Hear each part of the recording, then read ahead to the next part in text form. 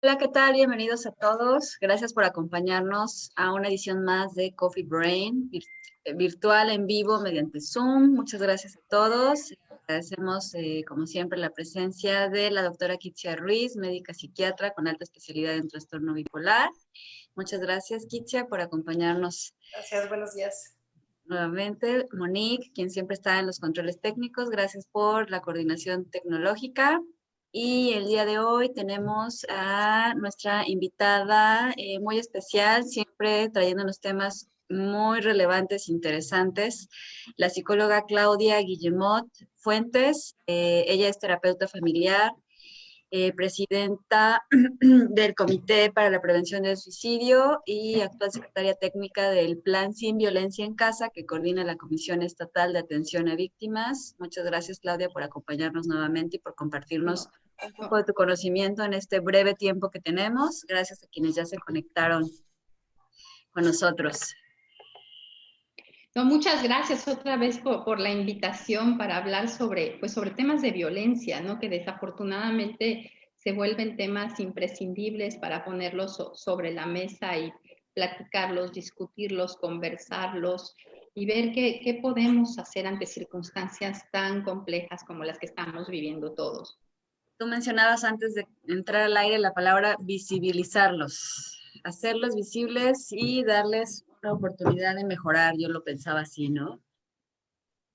Pues sí, cuando Kitsia me invitó a participar y decía, me quedé la vez pasada que tuve la oportunidad de estar con ustedes, Lupita, me preguntabas, bueno, pero ¿cuál es la definición de violencia familiar? Y yo ahí un poco me quedé como diciendo, si damos una definición, tendríamos que meter a todos en esa definición, como ¿cómo le hacemos, no? Y después, como volviendo a pensar en esto, efectivamente hay una definición que además costó mucho trabajo, mucho talento, muchos años, el que se pudiera ser aceptada y te dice que es cualquier acción u omisión basado en género que cause daño o sufrimiento psicológico, físico, patrimonial, económico, sexual y o hasta la muerte en el ámbito privado y en el público. Y esto conllevó convenciones internacionales, acuerdos, firmas, y México ha sido un país que se ha sumado a todos estos esfuerzos. De hecho, tenemos considerado por la OCDE tal vez una de las mejores leyes, ¿no? Para las mujeres con un acceso a una vida libre de violencia como un derecho. Y lo mismo para niños y niñas trabajado desde la UNICEF. Es decir, hay todo un aparato que ha costado mucho trabajo, que ha sido aceptado, ratificado, firmado, pero no necesariamente todavía se traduce como en lo cotidiano. Hablando es muy común oír hablar de grupos vulnerables. No, no, las personas no somos vulnerables. Las personas podemos estar en una situación de vulnerabilidad porque el contexto social así lo ve y está además muy bien identificado. Personas de origen indígena, personas de origen afro, toda la parte étnica, toda la parte de discapacidades, el tema de salud mental sin duda es un gran discriminatorio para muchos contextos. Las mujeres, las niñas, los niños, los adolescentes y los adultos mayores. Y a la hora que ves, pues es un mundo de gente, ¿no? Es un mundo de gente que está en una situación de vulnerabilidad que cuando la nombras así, si bien puede tener sus detractores, visibiliza a estos grupos. ¿Por qué? Porque está probado y la estadística y te dice que son grupos que efectivamente la pasan peor en situaciones de crisis. Y ahí entra la palabra vulnerable, ¿no? Que a lo mejor podríamos ampliar respecto de a qué nos estamos refiriendo con vulnerabilidad. Exactamente, y fíjate cómo ahí les va un dato, yo le decía a Kitsia que tal vez podríamos mover un poquito la dinámica hoy y les dice, por ejemplo, la violencia contra las niñas y niños incluye abuso, maltrato físico y mental, abandono, trato negligente, explotación, abuso sexual, captación en el crimen organizado y homicidio. Ocurre en cualquier lugar, incluido y especialmente el hogar, la escuela, centros residenciales de atención, la calle, etcétera. Y estos son datos de la OCDE que además te dicen que México tiene la tasa de homicidios más alta entre los países miembros para población de 17 años y menor, es decir, niños, niñas y adolescentes. Mi pregunta para ustedes sería, si un niño vive todas estas cosas, bueno, tal vez no todo, pero sí sabemos que hay como un combo de violaciones a los derechos que van de la mano. ¿Qué pasa con ellos en temas de salud mental? Porque aquí te dicen, pues los casos más graves obviamente los llevan a una muerte temprana, pero sobre todo puede generar una reproducción del fenómeno cuando estos niños, niñas y adolescentes se convierten en adultos y probablemente también en papás y mamás. ¿Cómo lo ven? Pues es un tema ampliamente descrito en los factores de riesgo para, pues yo diría que cualquier trastorno mental. Uh -huh. Finalmente, el antecedente de violencia, cualquiera que sea el tipo en la infancia, es un factor de riesgo muy importante para que a lo largo de la vida se desarrolle depresión, ansiedad, inclusive quien tiene una vulnerabilidad genética para esquizofrenia, trastorno bipolar, consumo de drogas. Ahora, fíjate cómo en este contexto, además de confinamiento, el tema escolar, ¿no? El tema escolar ha sido un tema especialmente complejo para las escuelas, para los maestros y las maestras, para las niñas y los niños, los adolescentes y también especialmente para las mujeres, las mamás, porque sí se recarga, y ahí está otro tema de grupo vulnerable, las mujeres, se recarga mucho en tiempos de crisis, lo vio venir.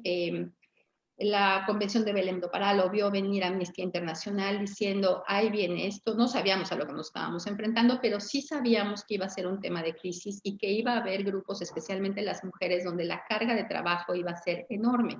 Si nos vamos a los niños y las niñas que han sufrido estas violencias, por ejemplo, te dicen, pues perjudica su habilidad para aprender y socializar, ¿no? Salud física y mental. Y hoy los niños no están pudiendo socializar de la manera que conocíamos hasta antes de la pandemia.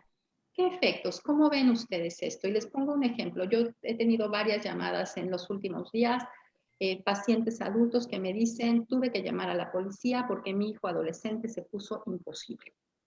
Llamar a la policía, llamar a una policía a que venga a dirimir un asunto.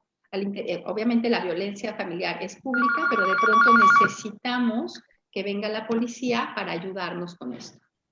Claro, es que yo creo que esto viene como de un poquito más atrás, ¿no? Esa llamada a la policía es como lo que explota la bomba y yo creo que toda esta parte de abuso, negligencia, no sé, maltrato físico, al final antes de esa llamada a la policía lo que creo que hay es como mucha tolerancia o mucha permisividad o una falta de identificación o incluso normalización de ciertas conductas.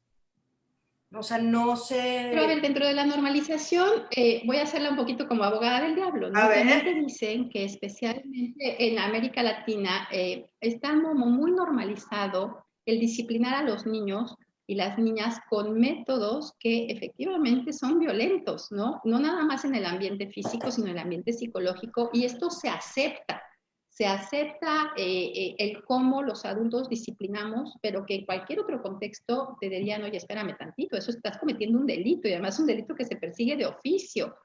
¿Qué Se hacemos con acepta, estas normalizaciones? se acepta, lo cual no quiere decir que no tenga consecuencias, No, porque o que deba de ser así, o sea, no, o sea, no porque se acepte tenga que ser así y es como y lo genere más salud de normal. ninguna forma. O sea, genera un ambiente, y lo hablábamos la vez pasada, de por qué somos una cultura que tiende a la violencia y qué tenemos que hacer para construir paz en nuestros ambientes. Y yo creo que viene desde ahí, desde cómo estamos limitando a los niños, en el nivel a lo mejor micro, si lo quieres ver así. En el consultorio es mucho de lo que trabajamos con los papás, otras formas de limitar porque generalmente, como dice Kitsia, se va haciendo la bola de nieve y creo que el golpe, creo que el cinturonazo o una situación más grave ya es consecuencia de el terreno ganado que tiene la falta de límite. Entonces, ya cuando un papá está enojado, ya no piensa, ya no mide. Nadie que esté enojado ya piensa, mide la fuerza, la intensidad, el por qué estoy dando un golpe. Entonces, lo que se trabaja mucho es en limitar antes de enojarse. A ver, pero Entonces, pensando en lo que dice Kitsia, si esto ya venía de antes, porque llamar a la policía con un adolescente que no hay control o manera de controlarlo, tuvo un antecedente. Y ahí es donde la niñez puede ser o se considera una población vulnerable. ¿Qué tanto estos adultos, en el no saber establecer límites de una manera ordenada, consistente, firme, congruente y sin ejercer violencia, van generando en los niños me defiendo cuando puedo? Es decir, finalmente es muy fácil vulnerar a un niño, simplemente por estatura, ¿no? Con que te pares ya no, es algo y muy intimidante. el aprendizaje es, las cosas se resuelven a golpes. O sea, mi mamá resuelve las Exacto. situaciones a golpes conmigo, pues entonces, o sea, un aprendizaje muy inconsciente, si lo quieres ver así, ¿no? Cuando tendríamos que Okay. enseñarlos a Entonces, resolver mediante el diálogo.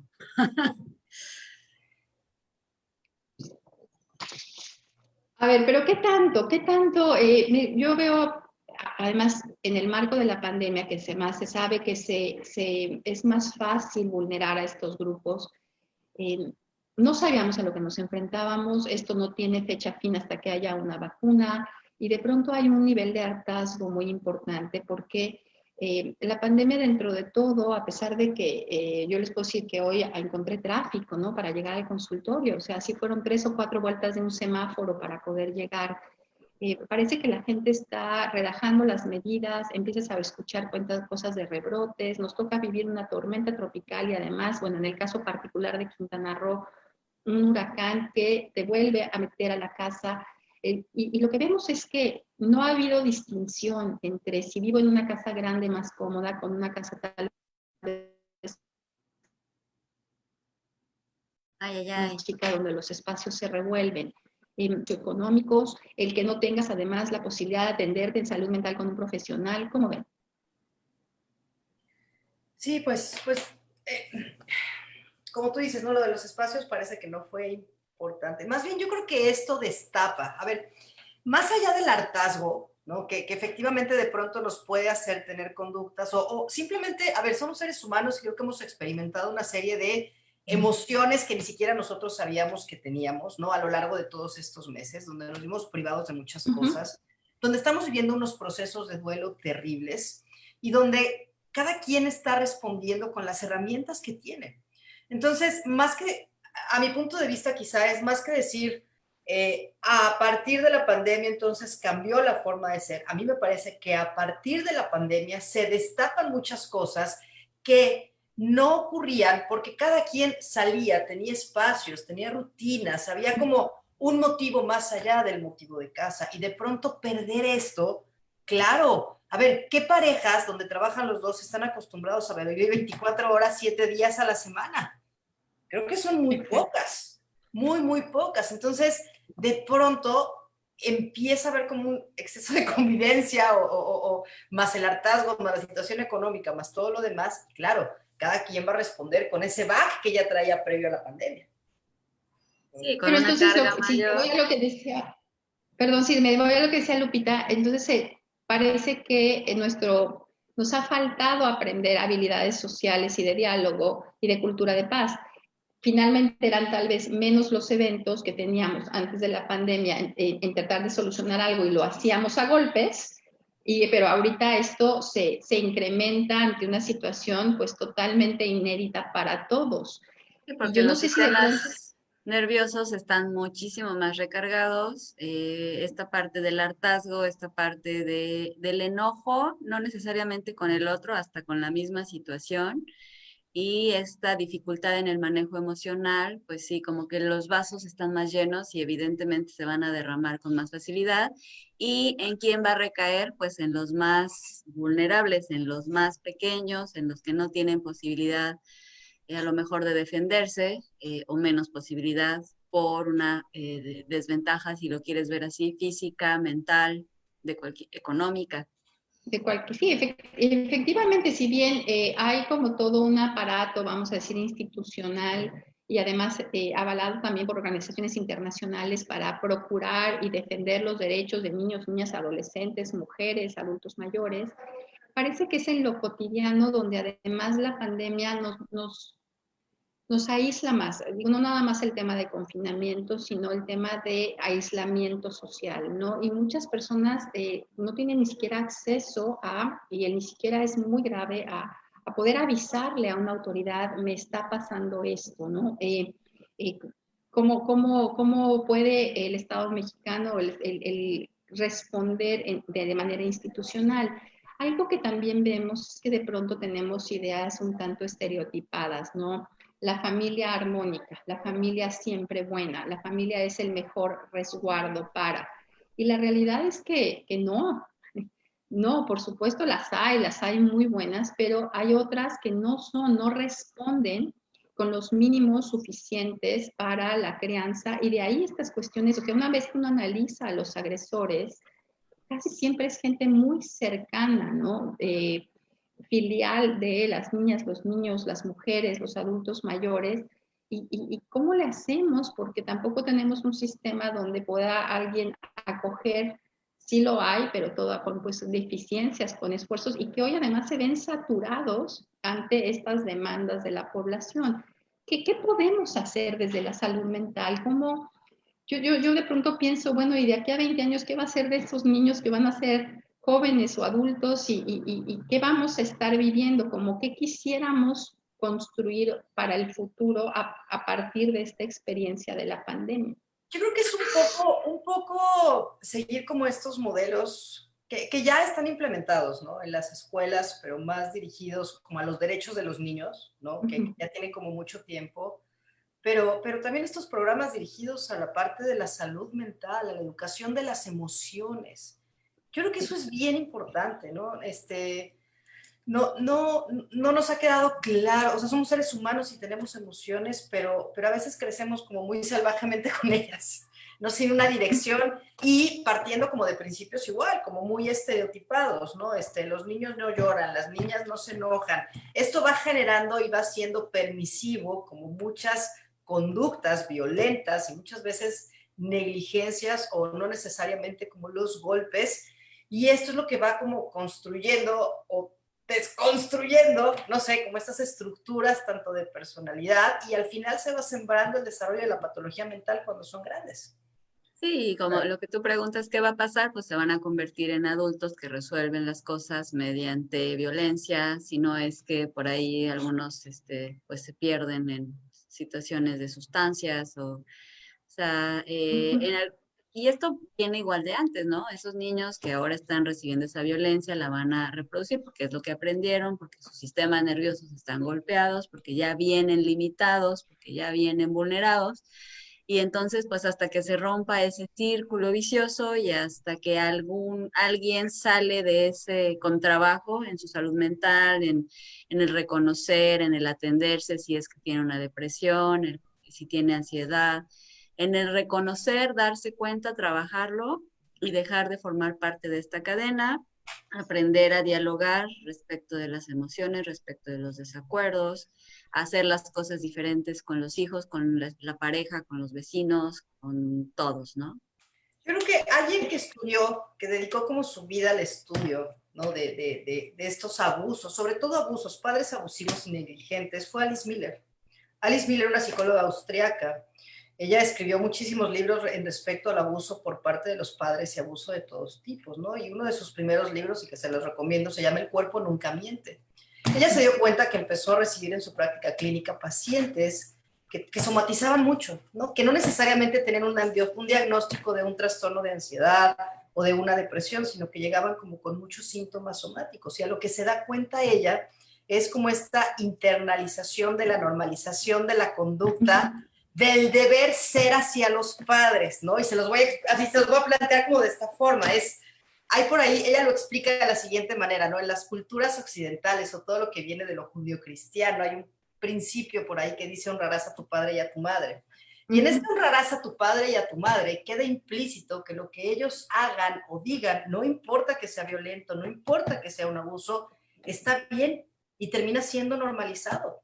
Y entonces terminan siendo adultos ya independientes que siguen como con esa sombra de cómo me voy a alejar de mi mamá si es mi mamá. ¿Cómo no le voy a dejar de hablar de mi papá aunque sea mi violador? Si es mi papá, ¿no? Y entonces vas mezclando como constructos bien culturales con normalización de ciertas conductas de abuso y al final terminan siendo personas o que se convierten en abusadoras en algún tipo. O sea, se van como a los extremos, ¿no? A la parte del abusador, y uno de los ejemplos que pone es la vida de Hitler, por ejemplo, o a la parte de la patología mental de estructuras de personalidad completamente desorganizadas. Entonces, es bien interesante cómo lo psicosomático parece ser que se forja en esos ambientes de violencia y de abuso en casa. Y se sabe bueno, todo depende, en el caso, por ejemplo, de los abusos sexuales, que tenemos ahí una cifra negra altísima, pero ya con lo que se conoce, nos ponen los primeros lugares, ¿no? Y esos primeros lugares no son los que querríamos, ¿no? El embarazo en adolescentes víctimas de violaciones, es decir, estamos hablando en el tema legal de delitos y en el tema, pues, de salud mental, yo creo que también de delitos, porque estás promoviendo estructuras de personalidad que no van a ser, que aporten y que además no les tocaba, es decir, son víctimas y cómo le hacemos para atender a esas víctimas en todo lo que requieren para salir.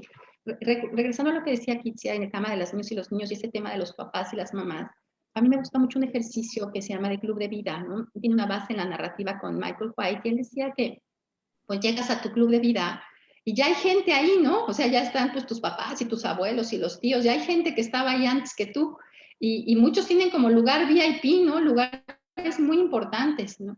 Y después contigo pues llegará otro grupo de gente y habrá gente como en hotel, ¿no? Como de day pass, nada más pasan por tu vida un ratito y habrá gente que se quede. Y en este club de vida hay reglas, estas normalizaciones, ¿no? Hay reglas, pero de pronto hay quien irrumpe o hace realmente una disrupción de reglas y tú tendrás que decidir si esa persona sigue o no siendo parte de tu club de vida. Cuando no has reconocido estas disrupciones porque han estado normalizadas, porque así es, una paciente me decía y me golpeó después de que me casé, pero eso es lo que sigue después de que te casas, ¿no? Pero cuando te das cuenta que eso no está bien, que eso es violencia y que eso habría que hacer algo, la decisión de sacar a alguien de tu club de vida y además a alguien que ocupa un lugar VIP, porque es esa persona, el abuelo, el papá, el maestro, o sea, en temas de género, no es una decisión fácil, ¿no? No es una decisión fácil y tienes que tener muy claro si va a salir, cómo va a salir y cómo vas a lidiar tú con esto como un ejercicio de salud, porque tienes el derecho no nada más a una vida libre de violencia, sino a construir tu narrativa de vida a partir de tus cuestiones preferidas y no dejar estas personas que por muy VIPs que sean, no están cumpliendo con las reglas básicas de convivencia. Y ese ejercicio puede ser muy doloroso, pero cuando la gente decide que efectivamente esa persona se va o se queda, asume una responsabilidad muy importante. Pero ¿qué hacemos con los niños y las niñas? Porque los niños y las niñas no están en esa capacidad, ¿no? No están en esa capacidad. Y además el tema de pues yo creo que las niñas y los niños y los adolescentes son muy generosos, ¿no? Siempre están en el tema de la lealtad y de el reconocimiento de esos papás y esas mamás que a veces no son lo suficientemente buenos. No tenemos que ser maravillosos. Ahí yo creo que tendríamos que estar, suficientemente buenos. que estarnos viendo más, o sea, observando más, hablando más, conversando más con esos papás que tampoco es que quieran hacer daño a sus hijos. Finalmente, ellos también tienen su propia problemática, sus aprendizajes, sus problemas de salud mental. Entonces, ¿qué hacer con los niños y las niñas? Los tendríamos que estar ayudando a los papás a que puedan animarse a salir de estos patrones que ellos han aprendido y, como tú dices, a cambiar de club de vida, que no es nada fácil porque al final esas personas que están en un lugar VIP, pues también están en un lugar VIP porque afectivamente también te han dado algo. O sea, no es nada más la violencia, sino también hay una parte linda. Y Claro. bueno, creo que con los niños y los adolescentes, pues creo que lo ideal es ayudar mucho a los papás, también a ellos, pero trabajar con los papás y con los adultos, pues irnos haciendo conscientes de nuestro derecho como adultos de poder decir esto sí, esto no, y ya la capacidad de modificar. No es que quede fuera la persona y la olvidemos y ya no tiene nada bueno, sino a lo mejor si la convivencia sigue teniendo violencia, pues tendremos que limitarla y quedarnos con la parte linda, pues en nuestros recuerdos, en nuestros corazones y salvar la parte afectiva y la otra, encontrar otras personas con quienes convivir. Es que creo que justo, ¿no? O sea, para los niños puede ser complicado. Al adulto el planteamiento yo lo veo de la siguiente forma, ¿no? Es, yo ya soy un adulto, yo ya decido si me pongo o me quito. Cuando soy niño, pues ahí estoy, ¿no? Y entonces tengo que aprender a quitarle ese título nobiliario, ¿no? O esa parte VIP y decir, a ver, es mi primo, ¿no? Tenemos algo en común. Así como es él, así como él se comporta, digo, está muy fácil ahí con el primo, pero a ver, es mi mamá, ¿no? Así es mi mamá. Así como se comporta ella, así como se mueve en el mundo, así como son sus relaciones, ¿es alguien que yo quiero cerca de mi vida, quitándole el título de mamá, o es alguien que quiero lejos? Es un planteamiento bien duro, es un planteamiento bien duro, pero al final, y Alice Miller así lo pone, es la única forma en la que vas a empezar a sanar, porque cuando te quedas con la parte linda, no dejas de seguir idealizando, ¿no? Hay una parte, hay un vínculo y ese vínculo ahí va a estar, pero ella siempre dice, cuidado con las idealizaciones, porque entonces te pones distancia, pero puedes seguir como en la espera de cuando vuelves a tener como este acercamiento y no la ves venir y ¡pum! Ya te vieron otra vez, ¿no? O sea, es... Ah, sí, yo me refiero a la parte linda inconsciente. Sí. A ver, aquí hay también, yendo con esta idea, es como el plano de la identidad y el plano de la acción. Tenemos ideas muy estereotipadas, ¿no? A veces de las relaciones, de lo que significa la familia, la vinculación con papá y mamá, y de pronto nuestra realidad no es esa. Y ahí les va un ejemplo para otro grupo que puede estar en situación de vulnerabilidad muy fácil, que es el de los adultos mayores.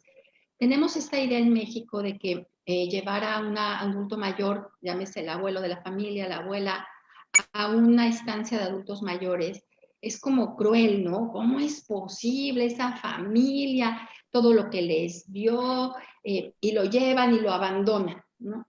Como un lugar de abandono. Y la realidad es que el maltrato al adulto mayor está en picos extraordinarios cuando el adulto mayor está al interior de la familia, del cuidado de alguno de los hijos y las hijas, ¿no? En temas económicos, en temas físicos, en temas de cuidados, de higiene, etcétera, dependiendo obviamente las capacidades de ese adulto mayor, pero donde se vuelven como que adquieren como este espacio de no persona, ¿no? Y ojo ahí porque vuelve a ser una idea muy estereotipada.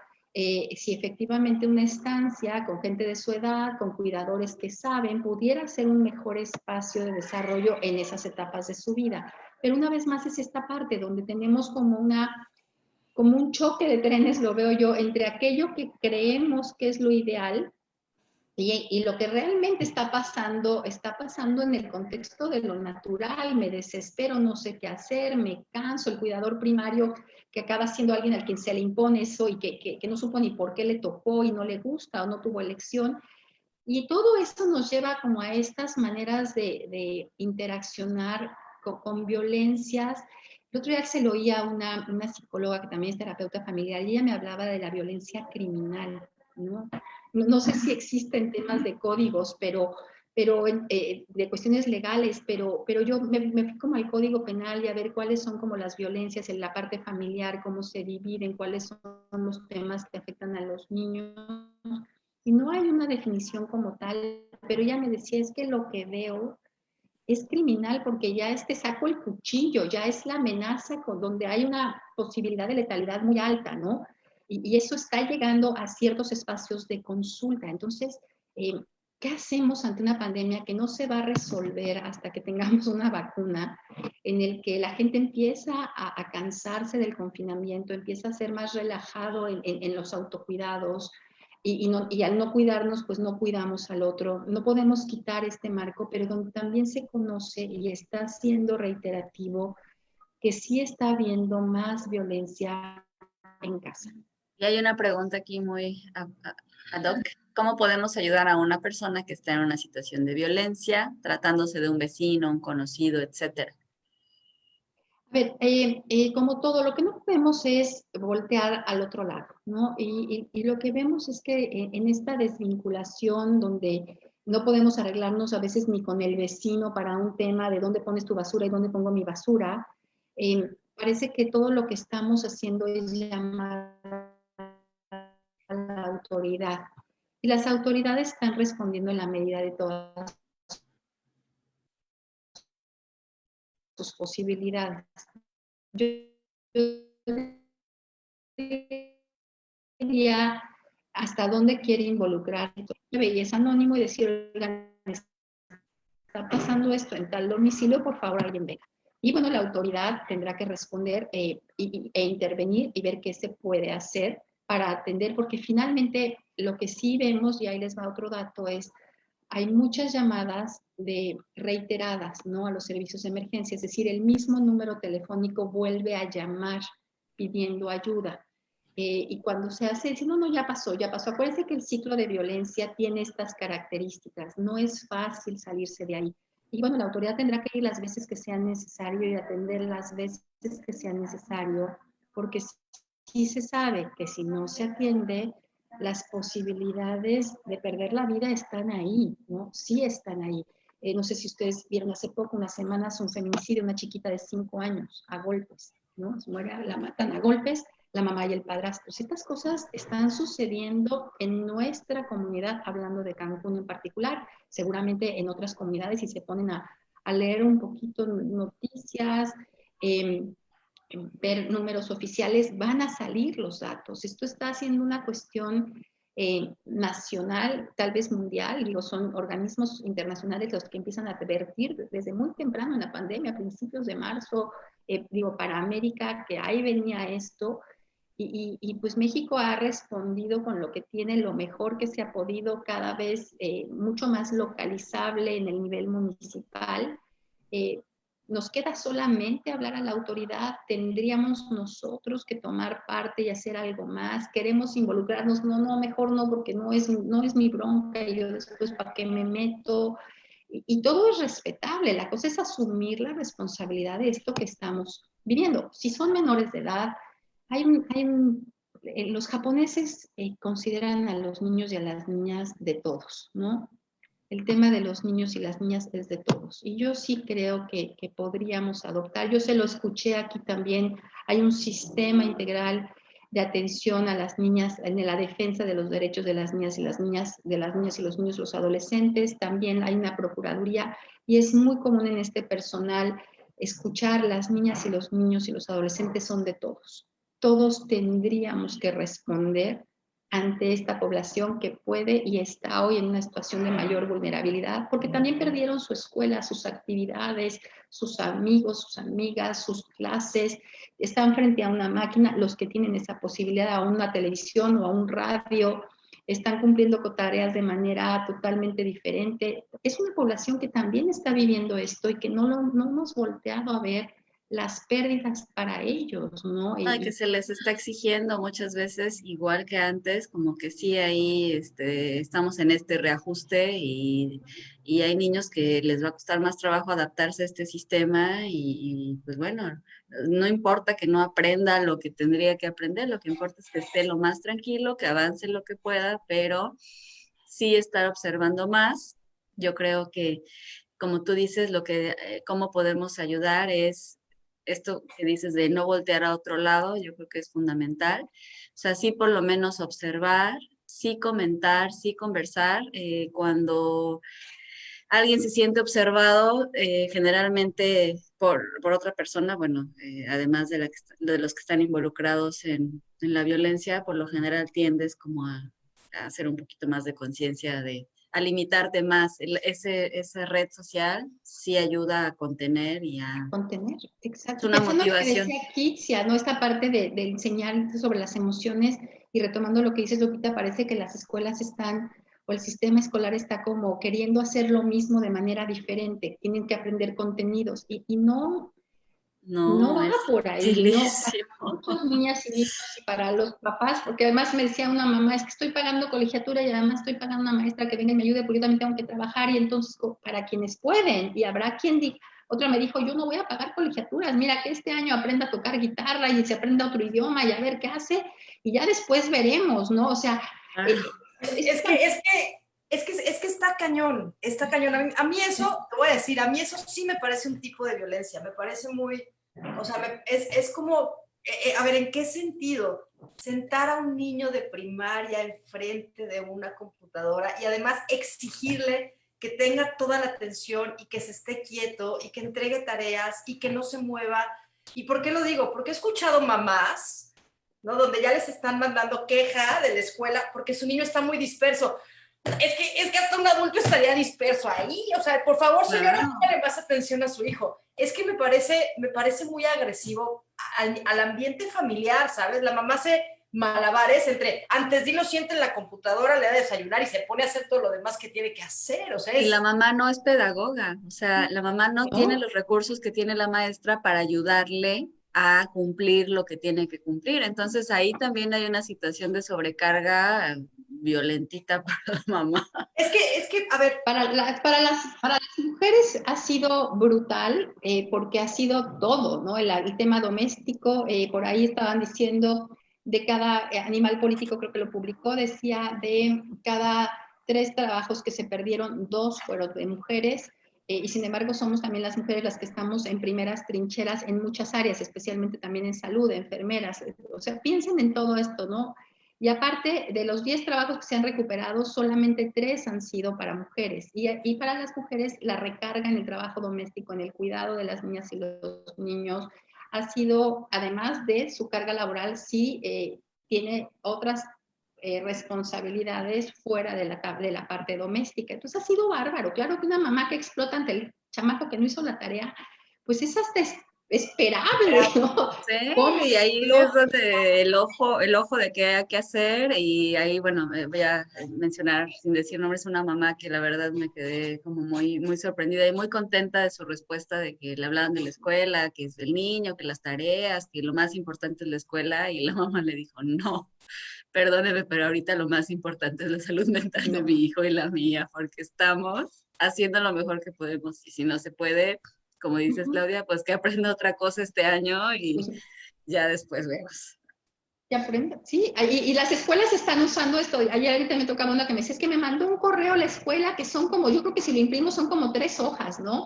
De todo lo que este chamaco de secundaria no había hecho. Que se conecta tarde, que lo ven dormido, que no hace la tarea, que, bueno, era toda una lista, ¿no? Y yo decía, la escuela está haciendo lo que puede, pero no está, y tal vez no tenga ni la autorización en temas de Secretaría de Educación, ve tú a saber, como adaptando ya bastante los maestros, es con que se conecten. Fíjense cómo de pronto salen estas noticias de un maestro con comentarios misóginos y entonces como ya lo grababan los alumnos, ya salió. O sea, todo esto que antes quedaba en un ambiente de salón de clases, no porque esté bien el comentario misógino, ojo, pero que era parte de una dinámica de grupo, hoy se vuelve una dinámica social más amplia.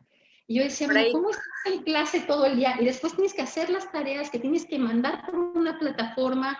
Es un proceso de adaptación que los niños y las niñas en el proceso de desarrollo cerebral, pues todos no están listos. de ahí hasta el tema Y que te tienes la cámara abierta y entonces están como todos observando y bueno, o sea, si es una parte vulnerable que todos estén viendo si tiene sala, si no tiene sala, si está, o sea, eso yo creo que nos pondría nerviosos, bueno, no. es una exposición social. Miren, a mí me pasó en el consultorio, estamos en una remodelación y está, ¿para dónde me pongo que no se vea el tiradero que tenemos del Claro, otro lado? y Porque bueno, entre albañil, cámbiale y ponle, que es una mejora muy importante, pero estamos en el proceso. Fíjate cómo de pronto nuestros espacios privados se vuelven muy públicos, pero como también la identificación de la violencia y un reto importantísimo y que tardó años en ser aceptado fue, esto es un tema público. No porque pase al interior de los hogares, es un tema privado, que fue algo que lo limitó mucho para que el Estado entendido como los países, interviniera y viera qué hacer alrededor de estas relaciones de poder que finalmente son desiguales y que a partir de los entendemos a golpes y a violencias y cómo todavía hoy parece que tenemos que llegar muy golpeados físicamente para que se entienda que hay violencia, cuando hay otras más invisibilizadas, pero que son igualmente violencias y que tienen efectos brutales en la autoestima, en la capacidad de atención, de aprendizaje, de desarrollo, en incursionar en temas de adicciones. Es decir, ahí están los datos, ¿no? Hay por aquí unas preguntas y comentarios. Dice Claudia Méndez, ¿qué recomiendan para que esta violencia se atenúe? ¿A dónde debemos acudir? Yo soy mamá y es muy complicado. Entonces, ¿cómo no perder la paciencia? El tema somos nosotras. Totalmente. Pues mira, algo que yo he encontrado como muy positivo, hablando como ya del área positiva, es estos espacios virtuales, porque pues no tenemos, pero que nos han unido mucho, a veces no sabemos en qué ciudad estamos, ¿no? Espacios de contención emocional grupal, dirigidos por profesionales, ayudan mucho a decir, ¡Mano arriba! ¡ay Dios! ¡Mano arriba! ¡Esto raro! En ¿Qué pasó ahí? 2, 1, Me ponen un momento y empieza mi parrafada para demostrar talento y una rima de la nada. El estilo como el viento se ¿Qué pasó?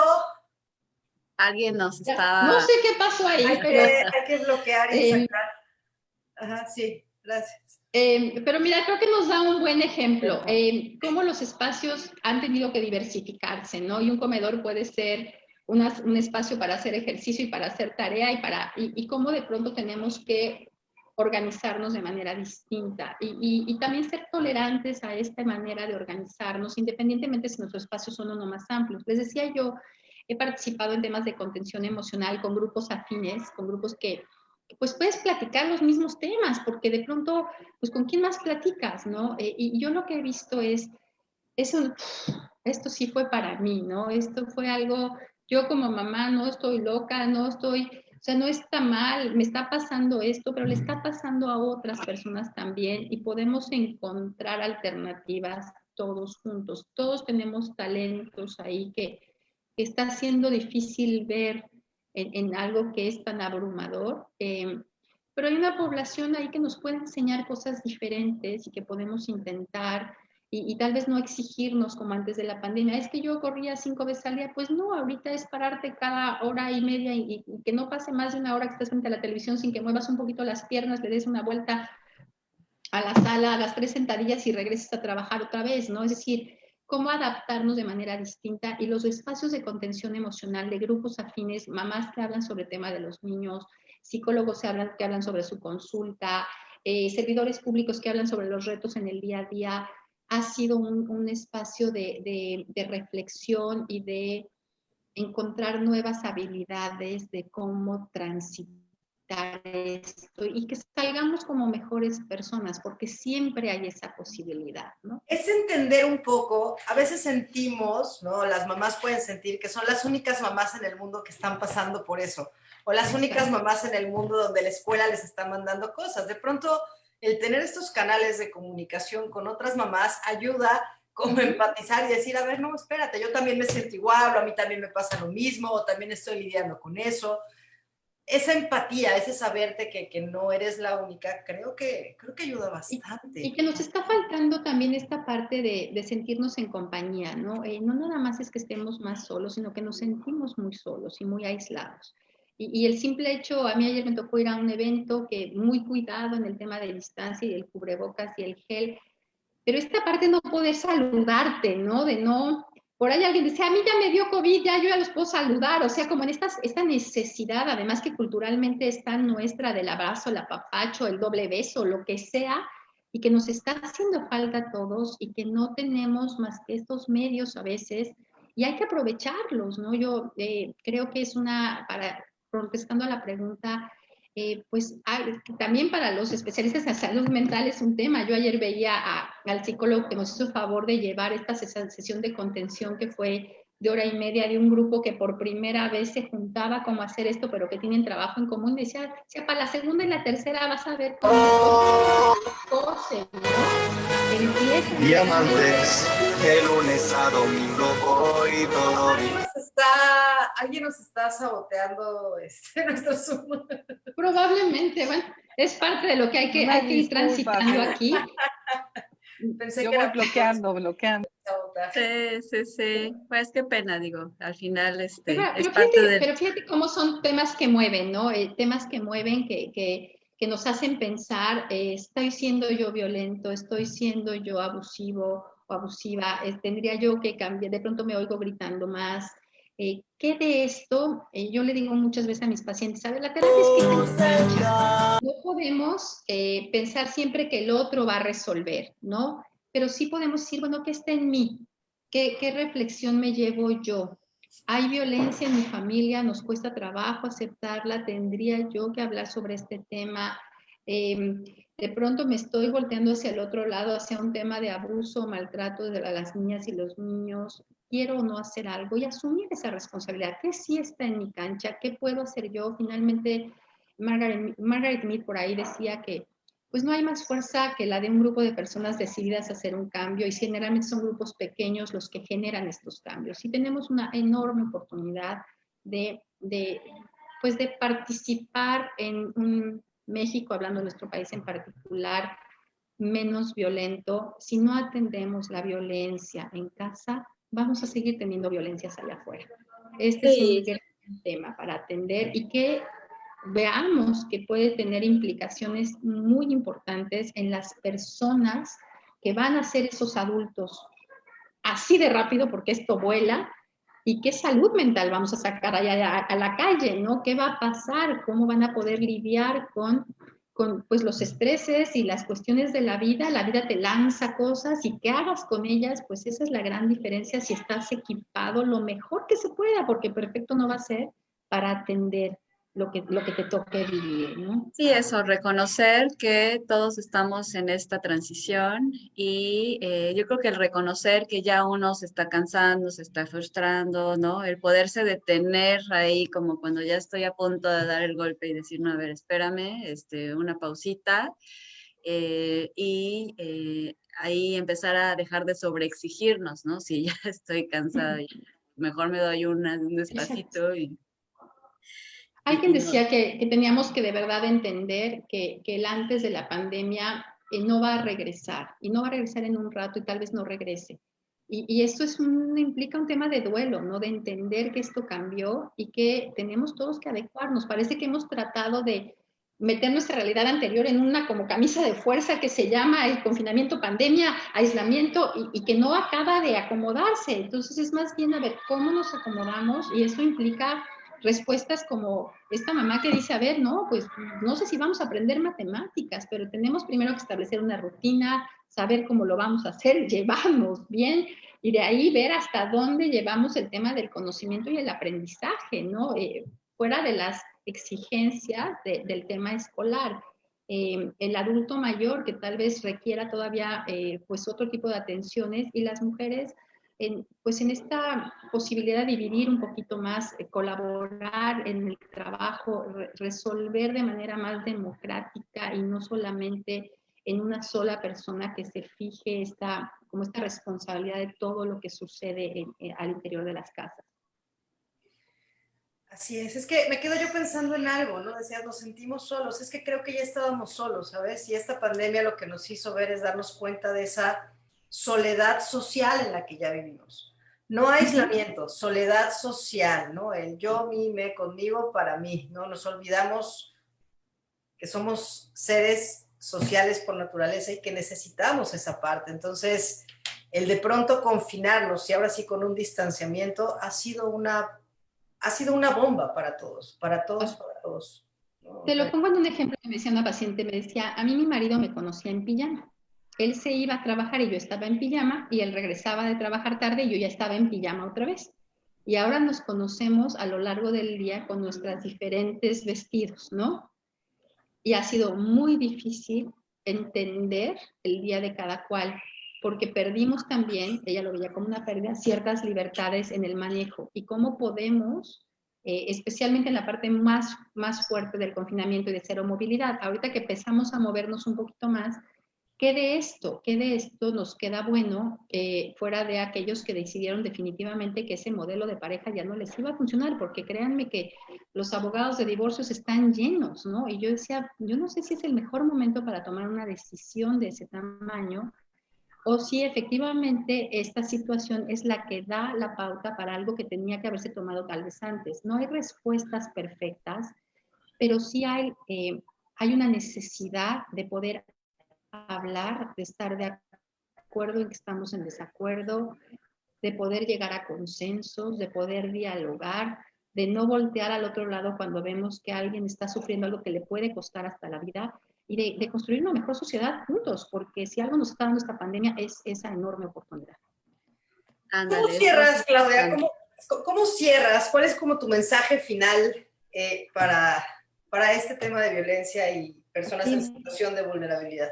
Pues mi mensaje final es, no estamos solos, a pesar de que a veces nos podamos sentir solos, siempre hay alguien que está a la vuelta de una llamada, tenemos a veces que abrir espacio privado y hacerlo público para decir, me está pasando esto, se vale pedir ayuda, no pasa nada, siempre habrá alguien allá y si sientes que no hay nadie, hay un 911 que puede estar ahí para ti.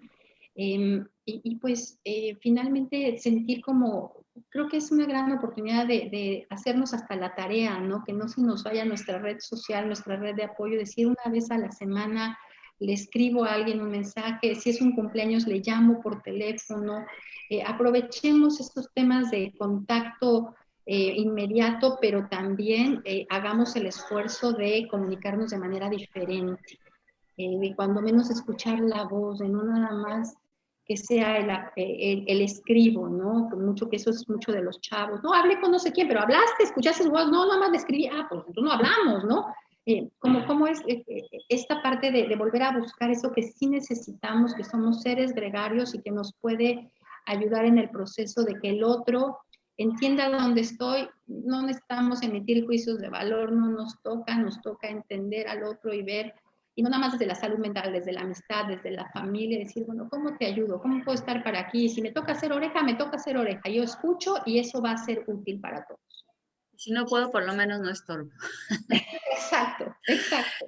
Oye, y también, bueno, todo este tema de compartir información, por ahí tú estás haciendo unos podcasts muy interesantes. Ay, muchas Nos gracias, quieras. qué bueno que se acordaron. Sí, parte de lo que surgió en esta pandemia, y digo, parte de lo que la vida a veces te lanza, yo perdí un trabajo importante que me era muy significativo, y un poco en el duelo del trabajo, y como le pasó a muchas familias, de pronto también mi familia como que se juntó en un solo espacio, y salió esta idea de un podcast, se llama Cruzando Límites, las fronteras de la mente, Cruzando Límites Podcast, ahí lo encuentran en Spotify y en otras plataformas. Lo lindo del proyecto es que son ya los hijos, las hijas, los sobrinos, sobrinas que ya son adultos al frente del proyecto. A mí me toca contar la historia, son historias que suman las historias de muchos pacientes, siempre con autorización, y además entrevistar a un especialista sobre este tema de las historias, con la intención única y exclusiva de socializar, de hablar de temas de salud mental,